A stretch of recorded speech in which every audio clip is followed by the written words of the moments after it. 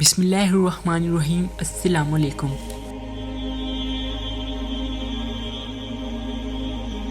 ایک دفعہ سلطان صلاح الدین ایوبی رحمۃ اللہ علیہ بغداد کی جانب روانہ ہوئے۔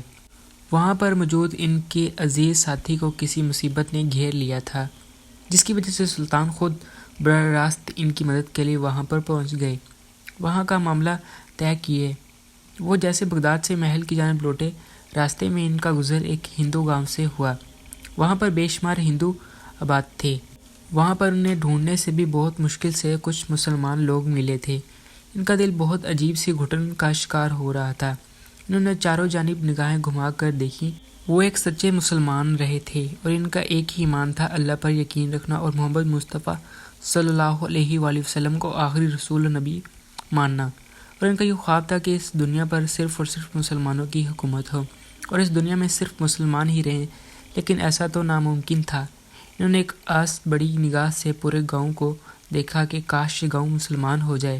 دل میں حسرت لیے انہوں نے اپنے دل کو قابو کیا اور واپس محل کی طرف روانہ ہو گئے، لیکن اس سے پہلے ہی ایک سفید لباس میں خود کو ڈھانپے ایک لڑکی ان کے گھوڑے کے بالکل سامنے آ گئی تھی۔ سلطان صلاح الدین ایوبی رحمۃ اللہ علیہ نے پورے وقت سے گھوڑے کو روکا۔ اگر وہ وقت پہ گھوڑے کو نہ روکتے تو یقیناً لڑکی کو بہت زیادہ نقصان پہنچ جانا تھا۔ اس کے ساتھ ہی ان کے سپاہی سے 5 سپاہی بھی موجود تھے اور ان کا وہ خاص وزیر بھی ان کے ساتھ تھا جس کا نام ابو سفیان تھا۔ وہ سلطان اپنے گھوڑے سے نیچے اترے اور قدم بقدم چل پڑے۔ اس لڑکی کے پاس گئے اور لڑکی سے کچھ ایسا محسوس ہوتا جیسے کوئی نور فرشتہ ہو۔ اس کا لباس بالکل ہی صاف ستھرا تھا، اس کی بڑی بڑی آنکھیں اس کا نقاب کے حلے سے چھلک رہی تھی۔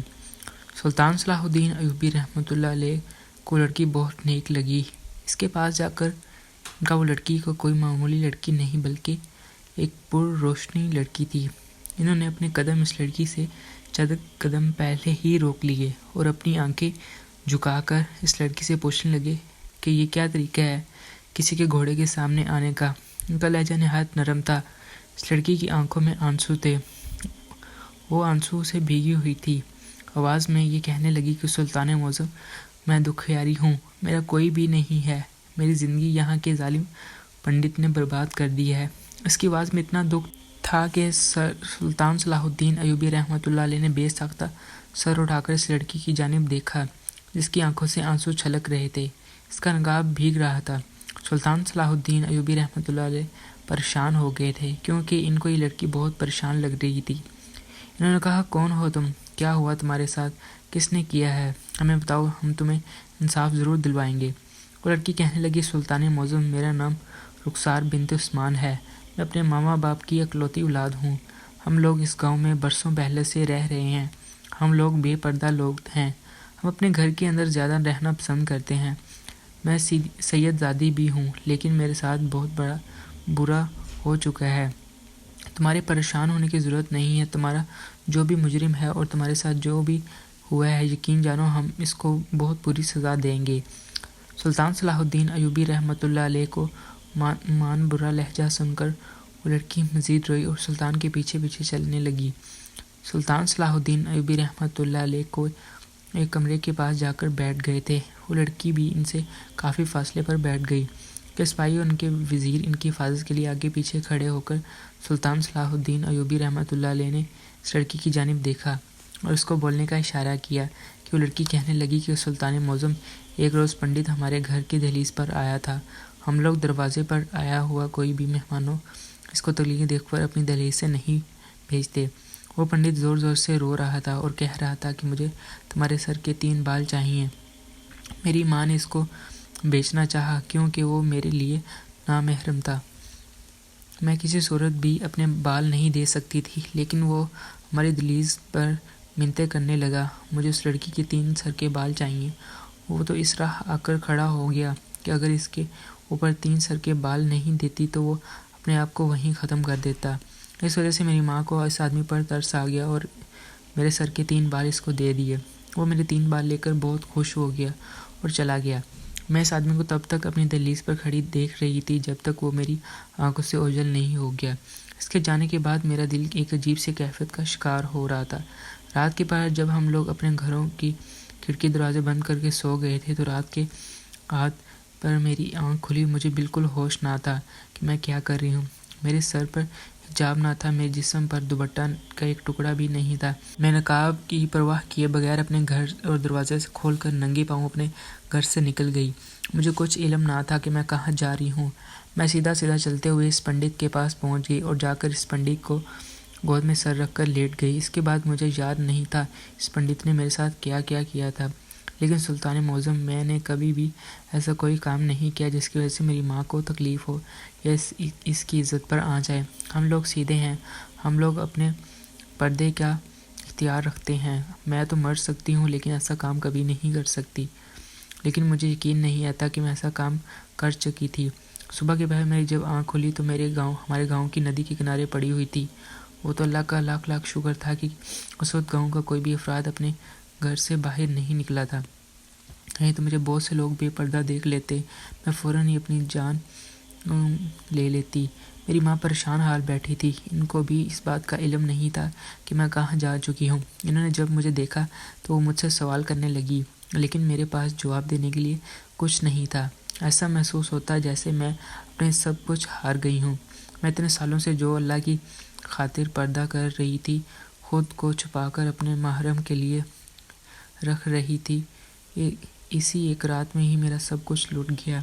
میں برباد ہو گئی تھی، میں بالکل چپ ہو گئی تھی، میرے پاس بولنے کے لیے کچھ نہ تھا۔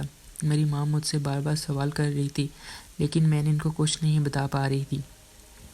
وہ دن میرے لیے کسی اذیت سے کم نہیں تھا۔ اگلے روز ایک بار پھر وہ آدمی ہماری دہلیز پر کھڑا ہو کر میرے 3 بال مانگ رہا تھا۔ میری ماں نے اس کو ڈانٹ پھٹکا کر بھیج دیا کیونکہ وہ اس بار میرے بال نہیں دینا چاہتی تھی، لیکن نہ جانے مجھے ایسا کیا ہوا کہ وہ جیسے میری دہلیز سے نیچے اترا، میں نے اسے آواز دے کر روک لیا اور اس کو اسی پہر اپنے بال کاٹ کر دے دیے۔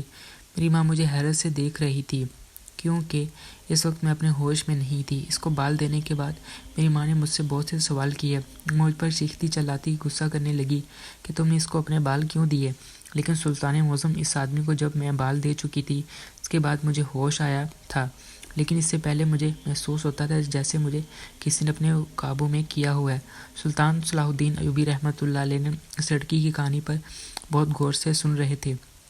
وہ مزید کہنے لگی، جس طریقے سے پہلی رات میرے ساتھ ہوا تھا، میں اپنا ہوش گوا بیٹھی تھی اور بنا کسی کی پرواہ کیے بغیر اس پنڈت کے پاس چلی گئی تھی۔ دوسری رات بھی میرے ساتھ یہی ہوا اور دوسری رات میں اپنے گاؤں کے بڑے کمرے کے پاس پڑی ہوئی تھی۔ میرے کپڑے جگہ جگہ سے پھٹے ہوئے تھے۔ میں جب اٹھی تو میرے جسم میں ایک درد ٹھیس محسوس ہو رہی تھی، مجھ سے بالکل چلا نہیں جا رہا تھا۔ ایسا محسوس ہوتا تھا جیسے مجھے جانور کی طرح نوچا گیا ہو، میرے وجود کو، میری عزت کو تار کر گیا ہو۔ اور پنڈت نے نہ جانے میرے ساتھ ایسا کیا کرتا تھا کہ رات کے پہر مجھے علم ہی نہیں ہوتا تھا کہ میں اس کے پاس پہنچ جاتی تھی۔ لڑکی کی آنکھوں سے آنسو مسلسل بہہ رہے تھے، جبکہ سلطان خود اس کہانی کو سن کر ابدیدہ ہو گئے تھے۔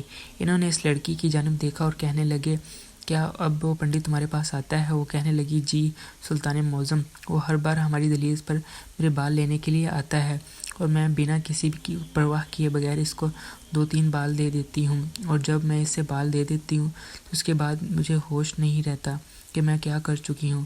انہوں نے ساری بات کو اس لڑکی کی سنی اور کافی دیر تک وہ خود پریشان ہو گئے کہ ایسا کون سا انسان ایسا کر سکتا ہے جس کی وجہ سے اس لڑکی کو ہوش ہی نہیں رہتا۔ مزید کہنے لگے، تمہاری ماں کہاں پر ہے؟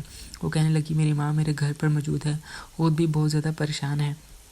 میرے خاندان میں ابھی تک اس بارے میں کسی کو کچھ معلوم نہیں، لیکن جس طریقے کی میری حالت صبح سویر سے اٹھنے کے بعد ہوتی ہے، اگر مجھے صبح کے وقت کسی نے دیکھ لیا تو میرے خاندان بھر میں میری بدنامی ہو جائے گی۔